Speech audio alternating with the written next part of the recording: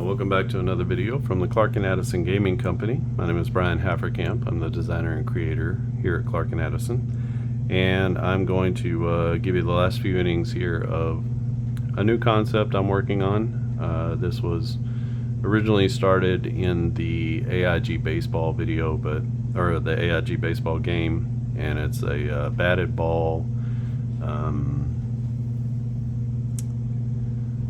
I don't even know how to talk about it, but it's a game based off of things like launch angle and exit velocity, and more about batted ball statistics than it is necessarily about pure outcomes off of the player ratings or the player statistics. So I'm not going to move through everything. I'll show you what I got. This is the main chart here. And you can see on the top left, you have the pitcher quality and the batter reaction. So the pitch quality and the batter reaction come together in this matrix here, where you have the pitch quality as your rows, and then the columns are your batting quality. So you basically roll for each of those, and this tells you a little bit about what it means when it's a terrible batter reaction, poor contact, terrible patience. And then from there we go to this, we sort of find the area on here where the ball is hit to, and then we can check to see who are the fielders. Sometimes you have to roll for the fielder. Who's the fielder? What type of check? Does it need to be an error check or a range check? That's the R and the E. And then you can tell when it gets to, this sort of medium outfield, between the infield and the outfield, you get a little bit more where you got to roll to see. It could be of multiple fielders, and then same thing when you sort of get out here to the outfield, it could be multiple fielders. And then you basically have different range numbers, and those range numbers figure into the calculations that you need to use. Those calculations are here. So the error check, you plug in the values here to the error check, you compare it to the error target. If it's greater, if the result of this is greater than the error target, then the result is an error. If it's less than, then that means he catches it. Same thing with the range. You plug in all of your values here, and some of those come from the players themselves, the range or the error value. If it's greater than this target, so if it's hit to this medium outfield space and it's greater than 18, that means it falls for a single. And you're going to use the error and range ratings here. So I've created a special sheet, and then there's home run checks and taking extra bases. You use that quite a bit. There's different modifiers for 2 outs, or hitting the ball in front of the runner or behind the runner or directly to an outfielder. It sort of gives a better or worse chance for the runner to take bases. So very fluid game, kind of moves from the pitcher hitter right into the fielding, right into the resolution. And I'm at about a half hour. I was gauging this game. This is the third game I played, actually, and so I put it all together, and now I've played a few games. So this is only my third game to play. I'm at about a half hour, 6.5 innings, I guess 5.5 innings. So the game will take about an hour to an hour and a half, probably closer to an hour and a half the very first time you play, because it's just going to take a little bit of time. And then if you get any kind of strange situations, it takes a minute. It's kind of like precision baseball, where it takes a minute to kind of get your mind wrapped around what you're doing. But once you get the error check and the range check formulas, the home run check is super easy. And then taking extra bases, like once you get those kind of formulas in your head, it becomes a lot easier. And it's very, it looks kind of complicated and it looks a little bit different, but I assure you the mechanics are very much the same as what you're using for a game like Season Ticket. So we're in the bottom of the 6th inning. This is Arizona at Atlanta, April 7th, 2024. In the first inning, we had a leadoff triple from Ketel Marte, who scored on a sac fly. And then in the sixth inning, we just had a couple of home runs. So back-to-back home runs from Christian Walker and Eugenio Suarez. And then for the Braves, in the bottom of the first, got a 2-run jack from Matty Olson after a single from Riley. Not any scoring again until we had an RBI, or a leadoff triple, I guess a 1-out triple from Ozzie Albies. And then Riley hit a line drive to left field that Albies was able to score on. So we go to the bottom of the sixth. It is 3-3, all tied up. Our game mat here kind of shows you everything. These things over here are generally true. It was more true when I first started out, but I've got some just sort of notes on here for you to remember, like how to do different things. Some of these also need to be changed out. There's kind of an older version of the mat, but the game mat is here. Maybe it'll help to give some visual for you to see like how the game is going, and it gives me a little bit more to do. All right, so I'm rolling. You really only need a D10 and a D20. I'm going to roll 2 sets, and you'll see how it makes everything a little bit easier. And so what we're doing, we're taking the pitcher rating here. Ryan Nelson is on the mound for Arizona. He's a 1, a +1. And then we look at our batter rating here. The first man up is Ozzie Albies. He's a -2. So for this play matrix roll where you have the pitch quality and the batter reaction, we're going to add, so this D20 is for the pitcher, the D10 is for the batter. We're going to add or subtract, we're just going to add their hit and their pitching. So to the D20 we're going to add a +1, and to the D10 we're going to subtract 2. So 3 minus 2 is 1, 3 plus 1 is 4, so we have a 4 for the pitcher. We have a 2 for the batter, and basically you can't see it here because it gets cut off, so it's kind of like you're gonna have to put these two together, but basically this is a 4 to 6 here for the pitcher, and then a 1, and 1 is kind of a terrible a terrible swing, terrible patience. It's kind of Ozzie Albies style. He's either here or down here, and you get a soft grounder. So that's going to be the result of the play. I'm not going to show you that over and over again, but that's just kind of how it works. So we get a soft grounder, and then we look at our D20 for our fielding. Where did it get hit? It gets hit to 8, and if it's hit to an outfielder, then that means it goes through. So it's like a little dribbler up the middle, gets through for a base hit. So that's going to be nobody out. Ozzie Albies at first. I'll show you the stealing. You can steal. We have a formula for stealing second and third or stealing home. And basically, again, you do the formula, you plug in all the values, you roll your D20. So that's going to be sort of your execution die. Did the defense execute or no?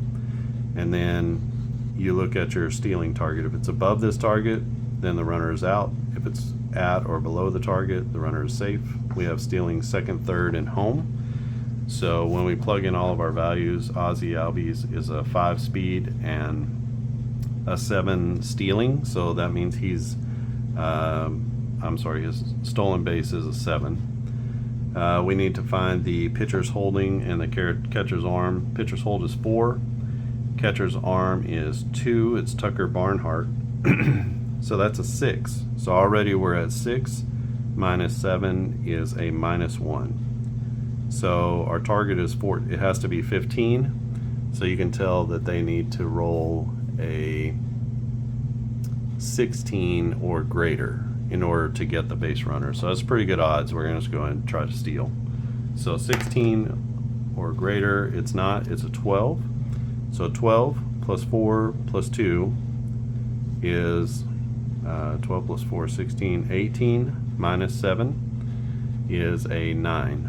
And so as you see, 9 is less than our target, so he's going to be safe at second base. So try to take into account multiple different things for stealing. So we're going to have a stolen base there. All right, runner at second base for Austin Riley. An 11 is a 12. This becomes a 9, so a 12-9 is going to be a routine line drive, and that's hit to short right field. On our routine line drive to 13. So routine line drive is here, this is kind of middle one, and hit to 13. You see 1 to 7 is center fielder, 8 to 10 is the second baseman. We have a 7, so this is going to be the center fielder coming in on this routine line drive.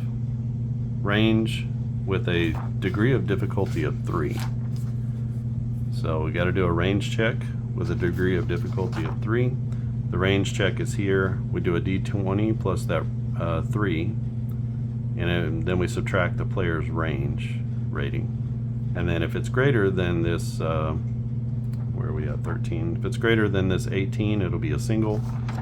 If it's not, then he'll make the catch. So we need to roll again. Mostly our D20. So a 6 plus 3 is 9. The player's range, it's Corbin Carroll. His range is only a 2 in center field. And we have lots of players here. So all of these players are graded out for like the different positions that they play. So you got all of your ratings here, similar to the roster sheets for On Base Baseball. And I've just transferred those over here to this sheet. So we got a range of 2. We have an initial roll of 6. 6 plus 3 minus 2. 9 minus 2 is 7. That's still less than our 18 target. So that's going to be a line drive to 8. And that'll be caught. Since it's not a deep line drive, we're going to hold the runner. That'll be 1 out. We get a 14-8 to Olson. And that's going to be another routine liner, this time into the same place. So this time it's an 8. So that's going to be to the second baseman. We got to see, can you see 8 to 10 is the second baseman. So we're going to do the same range check. Because we get the same, it's an R3. So 15 plus 3 is 18, minus the second baseman's range. 18 minus 8 is 10, and he's going to get there on a little soft line drive, or a little line drive to right field. Sorry, that's going to be L4. So a couple of little liners to short right field. Next up is Adam Duvall, who I put in place of the Big Bear. I got to figure out DHs for the guys who only play DH, so it's a little bit different. 9 becomes 10. 9 becomes an 8. So a 10-8 is going to be a hard line drive. Hard line drive to 2, which is basically the catcher spot. But when we look in our sheet, it says a shortstop, range 5. So we need to do another range check for the shortstop. 6 plus 5 is 11. 11 for the shortstop range. 11 minus 2 is 9, and that's still not going to fail the range check.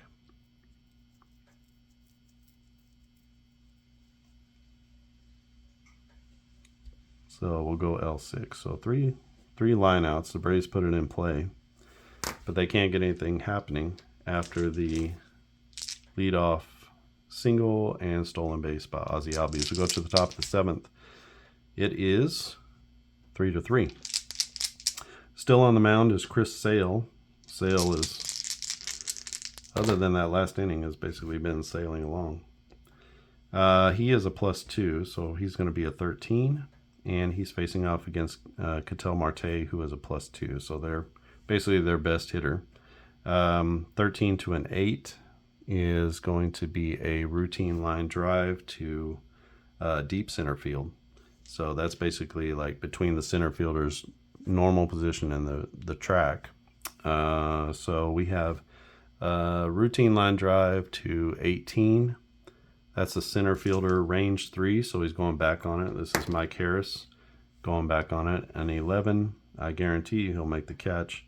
His range is a 10, so he goes back on it, makes a nice play at the wall for F8. So 1 down in the inning.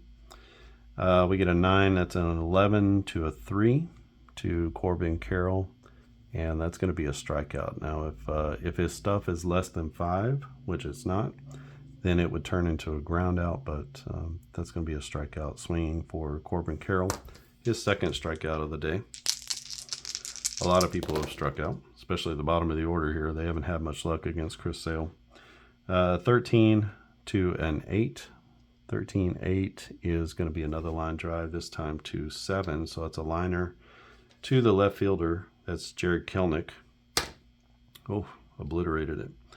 So now we get a 17. Routine liner to left is R3. So 20 minus his range, which is a 3, is a 17. So we get a chance here on our range check.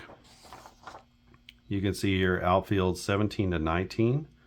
Our range target is going to be 16. So that's a line drive to left field. We had a 17, so not great range for Jarred Kelenic. So now we need to check the gap hits chart because that's going to fall for a hit. So we roll. We have an 11, and we check our batter's speed. 11 plus 5 is 16, and that's going to be a double to left field. He has an option to stretch it. We're not going to do that. No need to push the boundaries there. That brings up Christian Walker. Walker is 2 for 3. He's got a home run. We get basically a 22 and a 10. So this is going to be strength on strength. That will be a hard grounder. Back to the mound. Hard grounder to 1 is R4. And pitchers' error and range ratings basically are going to be set at I don't know what they should be for the range. We'll just give them a 3 for a range. I don't think we have those ratings for the pitchers. We don't. So I have to decide on kind of a league average there. We'll go with 3. So 17 plus 3 is 20. 17 plus 4 is 21. Minus 3 is 18. When we look on our range check, we have to do, we'll just use the infield one.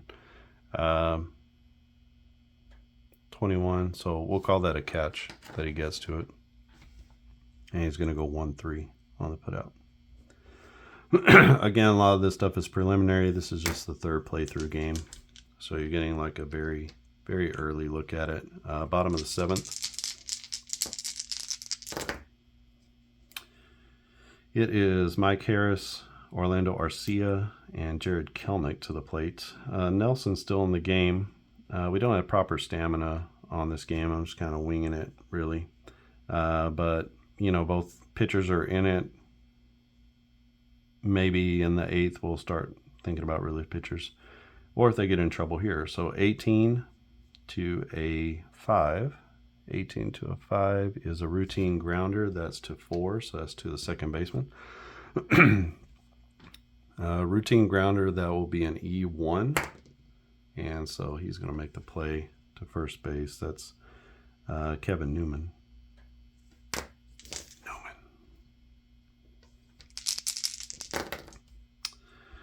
7 to a 1.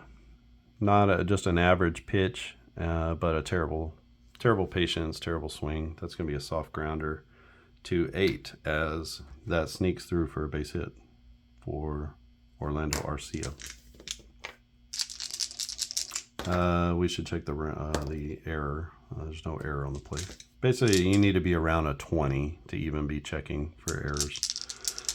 Jarred Kelenic to the plate. Kelenic is 0 for 2. He's hit it to right field twice. He's got an 18 and a 5. 18 and 5 is going to be a routine grounder. This gets past the third baseman into left field. Not great extra base speed here for Arcia. The play is in front of him, so there's a -1 modifier if the play is hit, if the ball's hit in front of the base runner. So I don't know, not worth it. I think it was a soft grounder. There's also a bit of a There's a +1 because the player has to come and get to the ball. No error on the play. Chadwick Tromp, the backup catcher, at least at the beginning of the season, sort of a quadruple A catcher for the Braves. He's a -3, so that's going to be a 5 to an 8. So 8-5 is a soft fly ball, basically a pop-up to left field. On our 11, soft fly ball to 11, we have a 1 to 3 is the left fielder, 4 to 7 is the shortstop. So we got a 5, the shortstop is out for it. And a soft fly, that'll be error 2. So 16, and it is Newman who goes out to it. 16 minus 9 is 7, so he's going to make the catch in short left. So we'll go P6. Call that a pop-up. Kind of tweener area. Last chance is Acuna. Acuna 0 for 3. We got an 8 to a 6. 8 to a 6 is going to be a line drive to 16, so hit to the gap. And coming over to get it, routine liner to the gap is going to be the center fielder. We have a range check 3. So 13, and our center fielder is Carroll. He's got a range of 2. So 13 minus 2 is 9. And on that range check, he passes. So that's going to be a good catch by Carroll in left center. And that'll end the inning as the Braves strand 2 here in the 7th. Good job by Ryan Nelson to be able to get out of that. We head to the top of the 8th inning. Game tied at 3. We're going to get a new pitcher for the Bravos. Let me put you on hold. All right, so into the game is going to be A.J. Minter. He was a left-handed option at the end of the game for the Braves last year. This is 2024, by the way. He will relieve Chris Sale. Sale goes 7 innings, 6 hits, 3 runs, 1 walk, and 12 Ks. He's going to get a no decision as he leaves tied. All right, it'll be Suarez, Grichuk, and Alexander. So Minter is a +1, so a 21 to a 6 is going to be a strikeout. His stuff is a 6, so he's going to get him looking for out number 1. There's a couple of notes here. So a $, if the stuff is greater than 4, then he's going to strike out looking, and if the stuff is less than 5, I guess we shouldn't put those together. So, but on some of these with a exclamation point, if the stuff is less than 5, then you change it to a routine grounder. So, way to kind of control strikeout ratings. I haven't really put that up against actual strikeout numbers. That's just like look and feel, first time through kind of stuff. Anyway, we get a strikeout there. I want to see how the game plays, and that's my best guess at this point. So that's kind of how I start out. I'll start out with my best guess. We get a 4 to a 4. 4 to a 4. That's not great. That's going to be a soft fly ball to left field. So a pop up to left is going to be caught by the shortstop. So the shortstop, Arcia, ranges out there, and that'll be an E2. A 20. Arcia's error rating is a 7. That becomes a 13. 13 is going to be a good catch. So we'll say a pop out to 6. 2 down. You can see once you kind of get the hang of the formulas in your head, it's not really that difficult to just kind of remember what you need to be rolling for. 8 to a 6. 8 to a 6 is a routine line drive to left field. Line drive to left is an E3. So a 10. Like I said, you got to really be, I'm just going to show you. The left fielder is Harris. I'm sorry. Left fielder is Kelnick. His error is an 8, so 10 minus 8 is 2, and in order to make an error, we need to be above 19. So that's going to be a liner to the left, and we'll call that 3 outs. So we head to the bottom of the 8th inning, still tied up. Who's going to blink first? And let's get a new pitcher for Arizona. You can see here that I've got the pitchers all laid out. I've got them set up as game started. So they're, for every team, they're listed by game started. So that means when you get down to the zeros, this is going to be the beginning of your primary relievers. These are your swingmen. But your primary relievers are going to start at 0 basically. You can see their pitching numbers. Plus is good, minus is not. So you've got AJ Puk and Ryan Thompson, Ginkel, Martinez. Like, these are all some of their best pitchers. You can see how many games they got into, appearances they had. So, you know, these 3 right here, these 5 are going to be your main pitchers. Sewald with the save numbers in here somewhere. So Sewald has 16 saves. So basically, you can kind of look at him as your closer. 34 saves for Iglesias, definitely the closer. Let's go with Justin Martinez.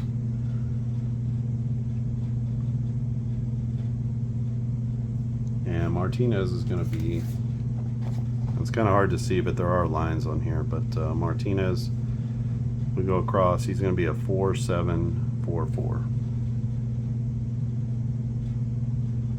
And basically it's a 4 for his pitching, 7 for his stuff, 4 for his location, and his hold is a 4. And these are all based on a scale of 1 to 10. These are based on a scale of +5 to -5. So he's a +4, and he'll be replacing Ryan Nelson. Ryan Nelson pitched 7 innings. He gave up 1, 2, 3, 4, 5, 6, 7 hits and 3 runs. He gave up 1 walk and 1, 2, 3, 4, 5 strikeouts. And he's also going to get a no decision. So he'll face off against Albies, Riley, and Olson.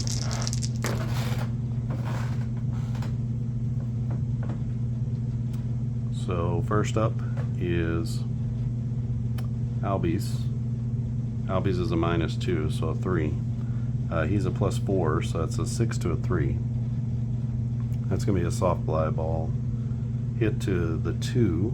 Soft fly ball is to the catcher. That's an error 1. So a 20 minus the catcher's error rating is a 9, an 11. That's not going to pass, so that'll be a P2. They caught that in fair territory. Next up is Austin Riley. So we get a 12 to a 6. 12-6 is going to be a routine fly ball to deep right field. And a routine fly to deep right fielder E1. And going back on it is the right fielder.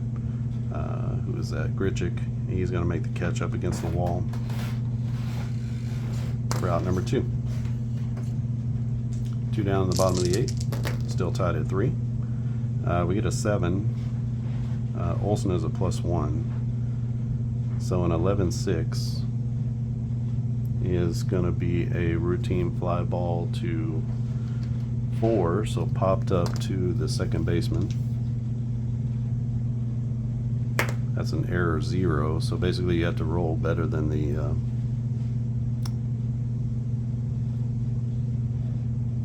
that's almost impossible to make an error. So I'll just put it that way. Alright, so that's going to be a pop-up to 4. Major league players rarely make errors on pop-ups right to their position. So So that's going to be all she wrote in the 8th, and then we go to the top of the 9th inning. It will be Arizona against Raisel Iglesias. So Minter goes 1 inning, and he gives them zeros across the board. He had 1 strikeout.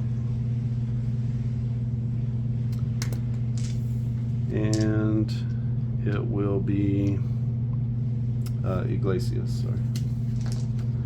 So Iglesias is 2.654. So almost the same as Chris Sale. And he'll come in here, face the bottom of the order.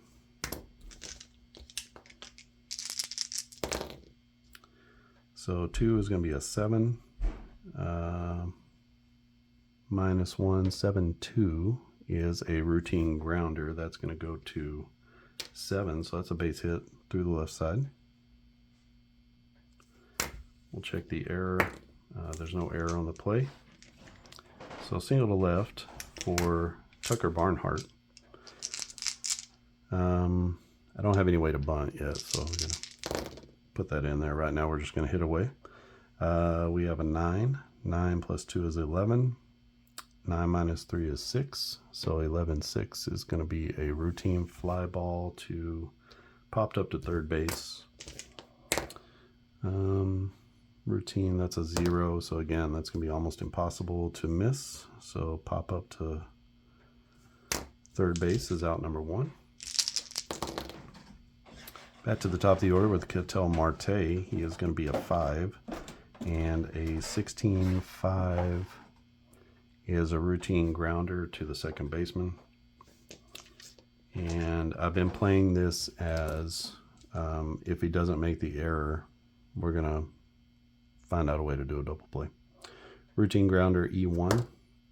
So 15, 16 minus 9 is going to be a 7, so he's going to make the play there. So we're going to call this a fielder's choice. And then we're going to roll against Ketel Marte's speed rating of 4 to see. It's a 5, so he's going to be out. So we'll go 4-6-3 on the double play. This is out number 2. Out number 3, and that ends the 9th inning. I'm not going to play extra innings, but we do have that on here. You see lots of extra innings on the score sheet.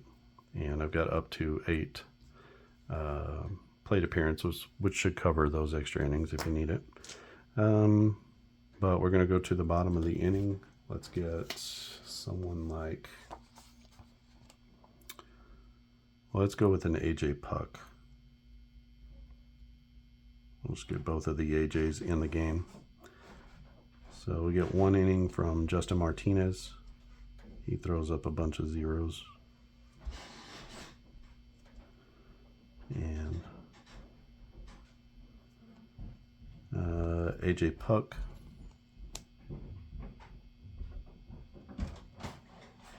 is going to be a 5.774. So excellent year for AJ Puk as he comes in the 9th to face off against Duvall, Harris, and Arcia.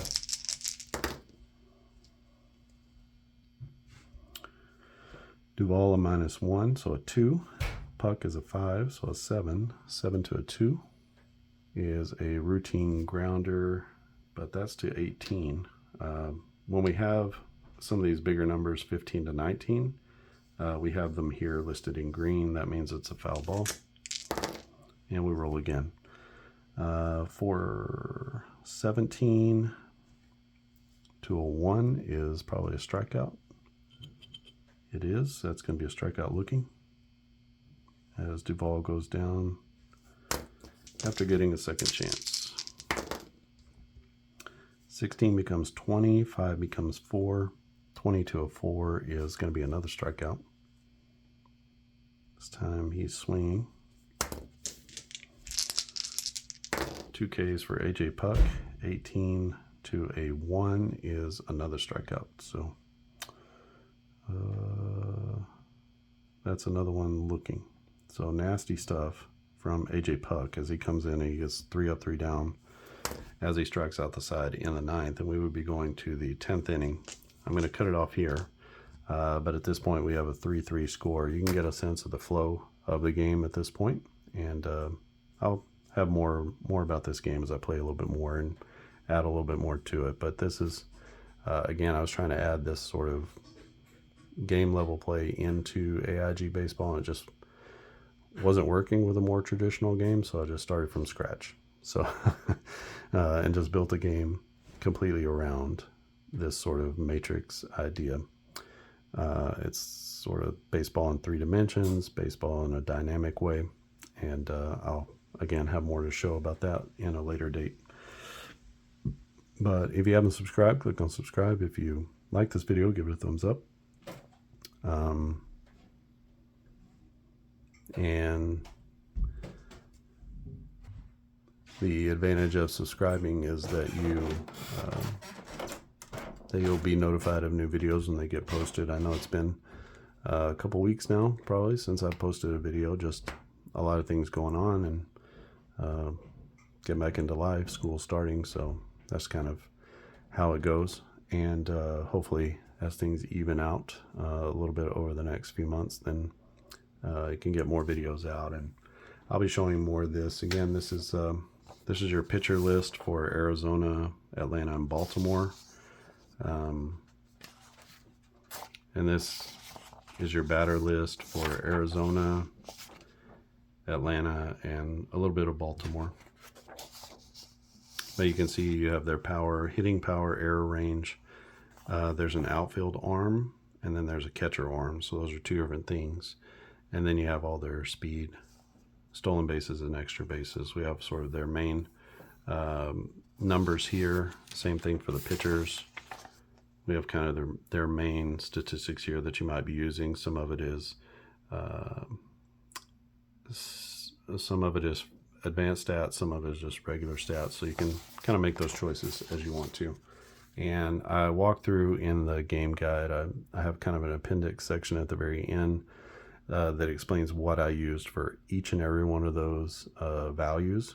They are compared to one another and then put onto a 1 to 10 scale for the most part. But batters are on a +3 to -3. Pitchers are on a +5 to -5. That's because we're using 2 different dice. So we wanted to make sure that the penalties or the additions are appropriate. And then basically, if all you have was this, you would just roll for the first roll, compare the pitcher and the batter. And then when you have that off of the play matrix, you can roll again.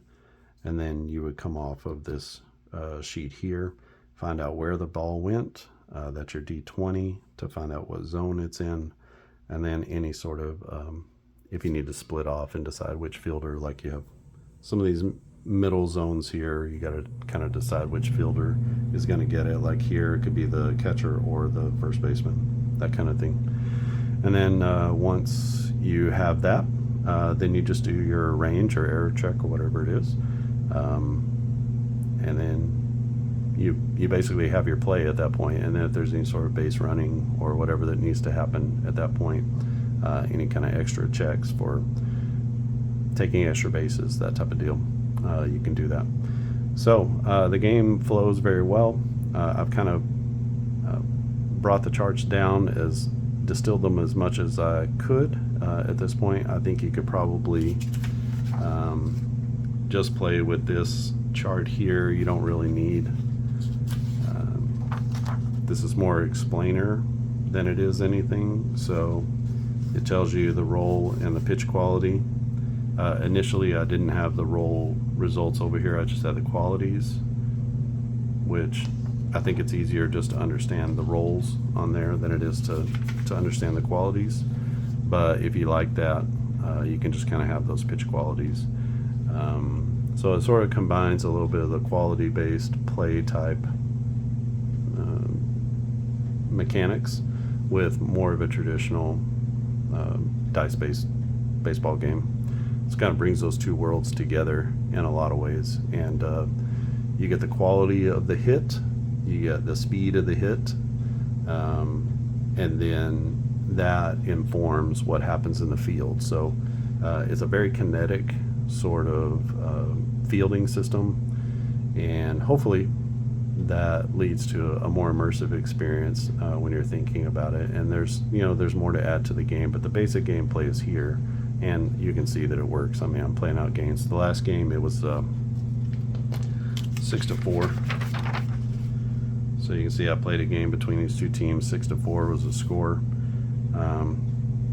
Harris had a 2-run homer, Olson a solo home run, and then for Grichuk a double. McCarthy hit a home run.